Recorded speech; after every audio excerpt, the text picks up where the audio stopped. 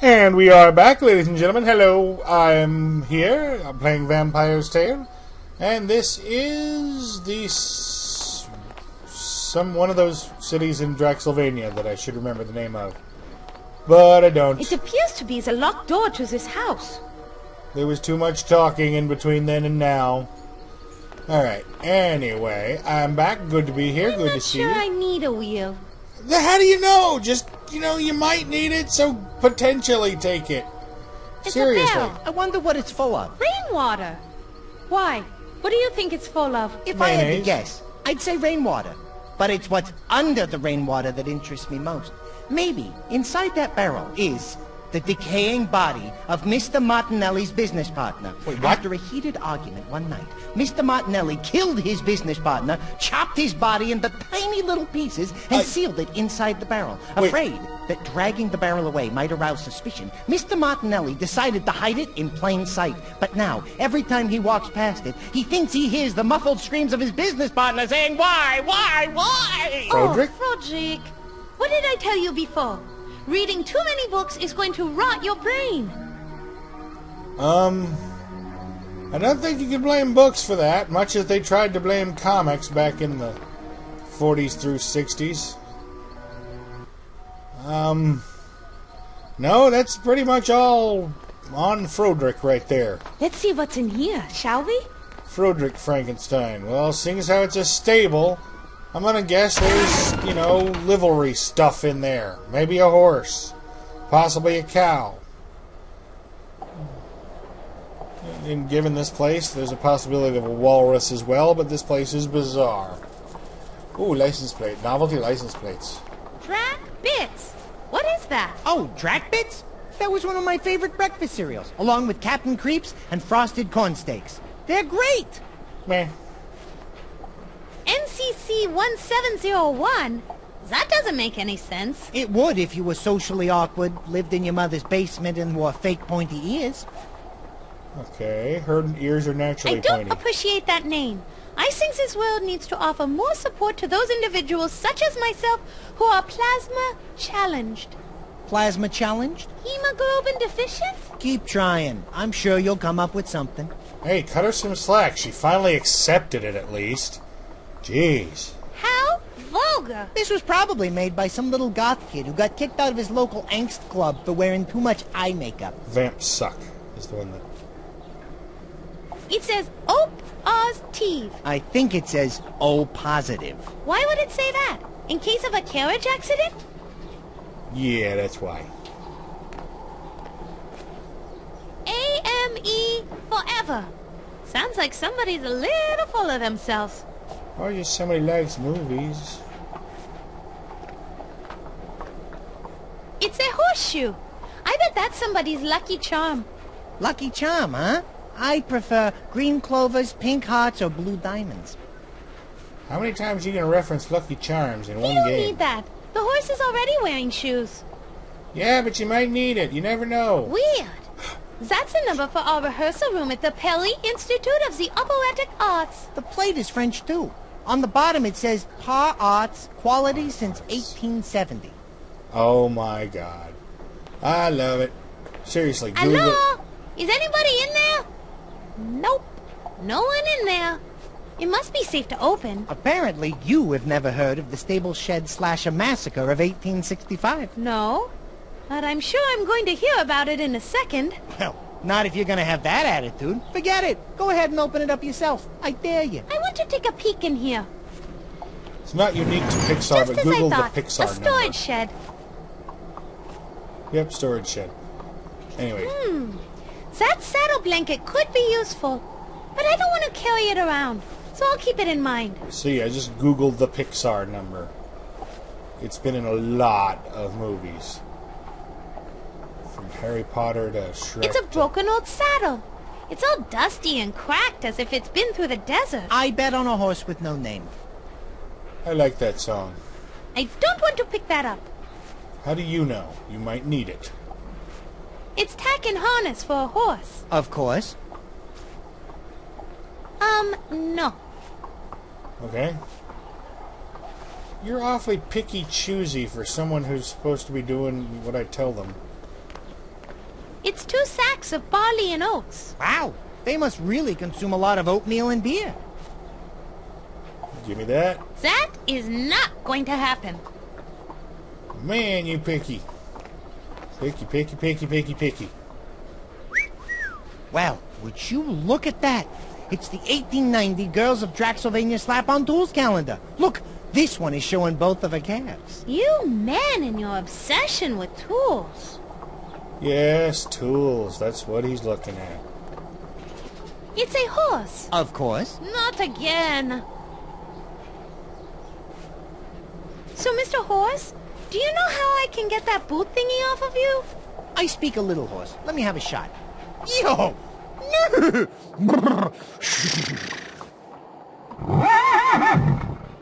Well, what did he say? He said to tell you, if he knew how to get this damn thing off, he would have done it already. Duh. He suggests we go to the lady next door and ask her about buying him. Oh, is that all? No, he also said his real name is Il Cavallo Senza Valore. No matter what that horrid woman renamed him. And he would really appreciate it if we would use that name if we buy him. It's a deal if we get him. I'm strong, but there is no way I can get it off his leg without hurting the poor thing. Yeah, we need a horse that has all 4 legs. Oh, you and your picky horse needs. Seriously. Lucky to take what horse you can get. Did Calvin build that snowman? I'm just curious. I'm asking. I'm not saying, I'm It's just some sort of asking. frozen statue depicting a humanoid figure. It's actually called the Snowman. Oh, really? And how do you know he's a man? Because he's got snow, but I'm not gonna say it. Probably kids around. Mine. I don't want to carry it around. It's so cold and wet. Like my nose. Feel it. Ugh, no. But I will keep the snowball in mind just in case. Okay. I do not know if bats have cold, wet noses, but I'm going to assume so. Because they tend to have, like, either the flying fox nose or the creepy leaf nose bat nose. I don't want to touch that at all. I don't want to touch noses in general.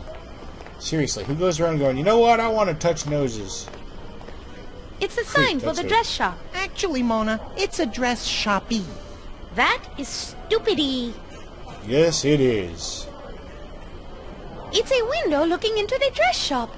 There's some lady racing around like crazy. Yeah, she looks pretty busy for someone whose shop is supposed to be closed. There's all kinds of things in there. Some fancy-looking dresses, several bolts of cloth, and a fat guy who looks really unhappy. Maybe his corset is riding up on him and he stopped by to have it adjusted. Check it out. It's a door to the dress shop. For some reason, I can't get close to it. It's the cross hanging above the door. Just like at the boathouse, the cross is keeping you away. You don't happen to have another animated golem body tucked away in that dress of yours, do you? Preferably one that's about 10 meters tall? No, I'm afraid not. Well, it looks like we're gonna have to find another way to deal with that cross. Maybe we should take a look at the Vampyre for Dummkopf book that Madame Strigoi gave you. Ah, butternuts. I don't wanna. I've already read it. The Vampires for Dummkopf book won't do anything with that. Ah, come on. I should be able to use the book on anything I'm curious about. Alright, is there anything new here? No, no. Turn the page. Yeah, it's all the same. We're done here. We're done with the book. We don't need you in your stupid book. Let's get a move on. Ooh, an oily vat. Oh, yes, I'm sure she's going to want to interact with that. It's an oily vat filled with cooking grease. Certainly there are better ways to keep my hands looking young and soft without plunging them into a vat of smelly old grease. You're a vampire, eternally young. Talking with that would not be fun. Okay. I would never cover myself in smelly, rancid, nasty grease. I don't even want to touch it. I have no idea why I'm so fixated on this. It's not like it'll come up later. Hint, hint. Hint, hint. Yes. Anyway, It's the door to the salon. Oh, and it has a pink heart on it. Kind of odd for a nail salon. It would be if it were just a nail salon. What do you mean? Birds, bees, hearts, the red light.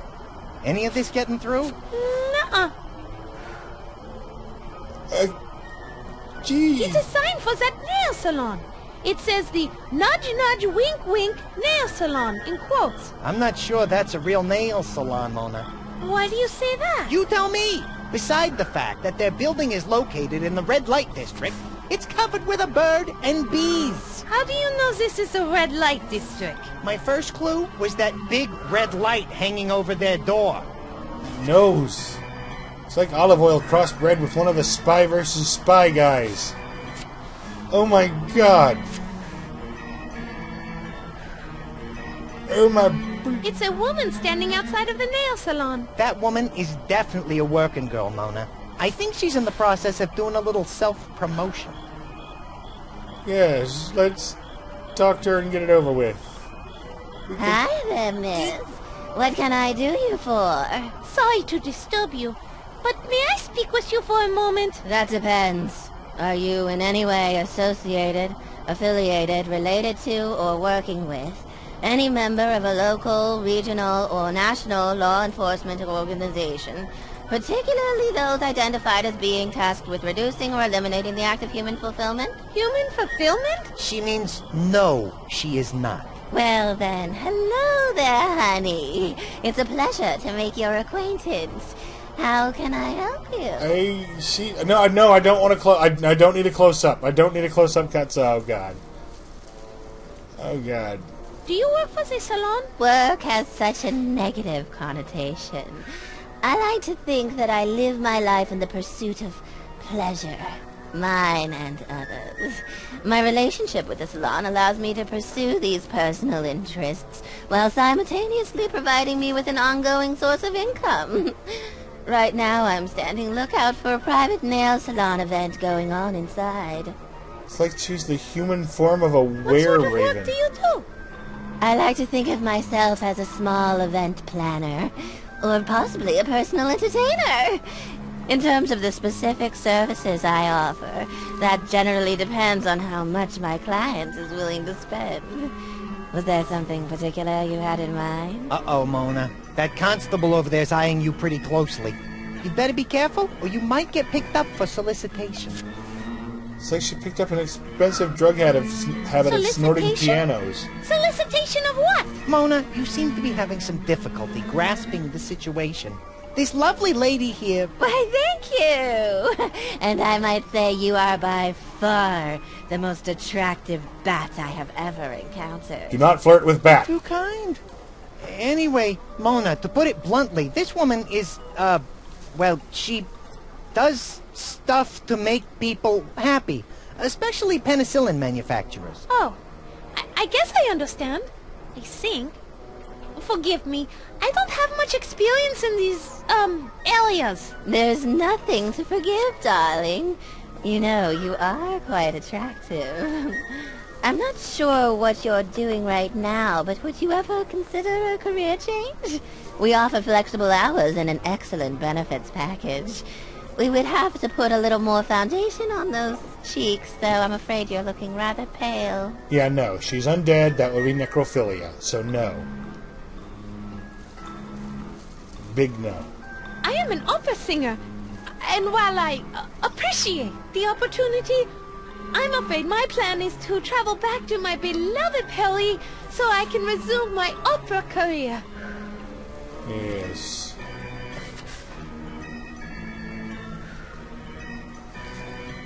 What are you talking about? Yes, that should do it. What are you talking about? I'm not judging you. I'm just saying we should be discreet. Oh, she's asking Frederick. Okay, I was confused as why she... Okay, so these questions are addressed... What is so illegal about talking to someone? There's nothing wrong with pleasant social intercourse. Yeah, these questions are aimed at the Bat. That's why they seemed non-sequitorial.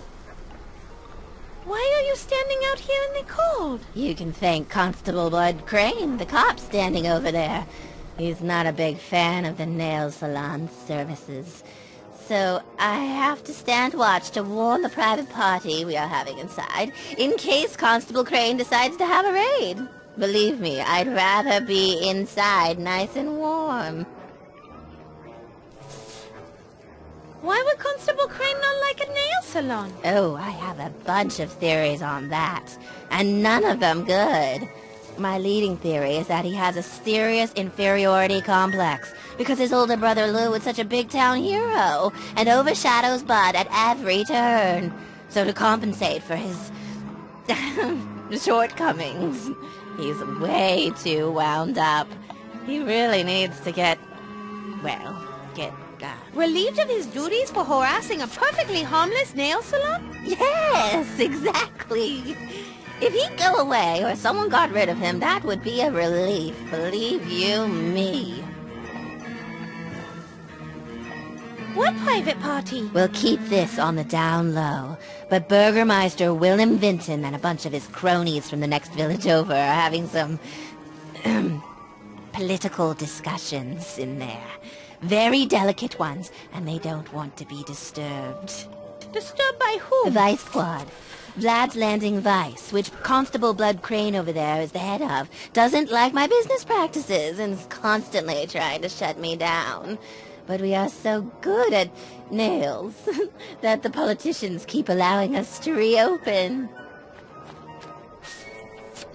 Can we go inside your nail salon? Sorry, honey, no can do. Why not? The salon has been reserved by a private party. I'm doing double duty as doorman and lookout.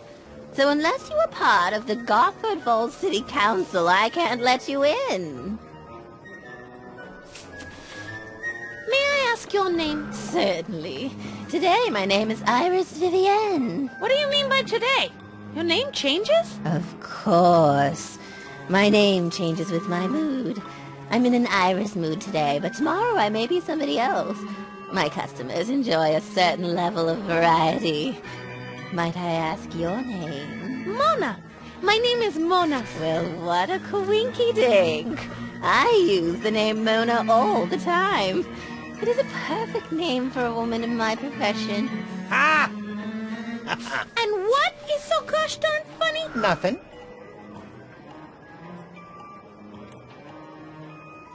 That's a lovely dress. May I ask where you purchased it? But of course, I bought this dress at Madame Stoker's dress shop. She does excellent work, although sometimes it's difficult to get an appointment with her due to Madame Stoker leading a fairly hectic life. Why is Madame Stoker's life so hectic? She has 2 young children who keep her very busy, and a very demanding husband who is a bit of a gluttonous louse, although he is an excellent customer. Scumbucket. Anyway, I think we're done. Yeah, we're done. Thank That's you. all the questions I have for now. Very well. If you happen to see a lonely, wealthy man wandering about, please do send him my way. I'm not sure. Maybe if he pissed me off. Anyway, thank you very much for watching. I'm tired. I'm done for now. I'm going to do more later, but for now, that's all there is. Thank you. Please like, comment, or subscribe, or you know what? You don't have to. I'm not the boss of you. But I sure would appreciate it if you did. Thank you very much. Good night, everybody. I'm going to look at this sign, and then I'm going to call it a night. It says this is the way. Past Lakeville Dam and Waterworks, through Dread Rock Gorge and Gotford Falls, then down to Port Varda. That's where Madame Strigoi says his ship was waiting for us. See, you read just fine. Good night, everybody.